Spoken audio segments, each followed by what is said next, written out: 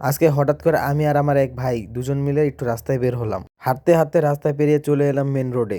সেখান থেকে কলেজ গেটের উদ্দেশ্যে একটি রিক্সা নিলাম। ইদানিং রাস্তায় রিক্সার সংখ্যা অনেক বেড়ে গেছে। কিছু কিছু রিক্সা তো বাসকেও ওভারটেক করার চেষ্টা করে।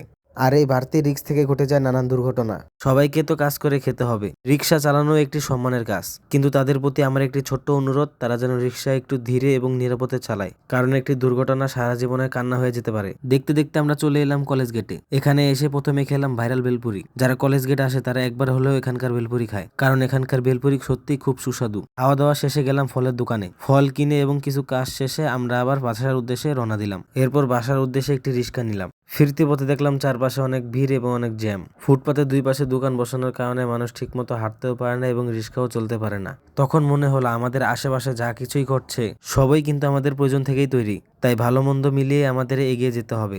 এই ছিল আজকে ছোট্ট ভ্রমণ গল্প। ভিডিওটি যদি ভালো লাগে তাহলে অবশ্যই একটি লাইক দিবেন। আপনাদের মতামত কমেন্টে জানাবেন এবং এমন বাস্তব জীবনের ব্লগ পেতে আমার চ্যানেলটি সাবস্ক্রাইব এবং আমার পেজটি ফলো করে রাখবেন।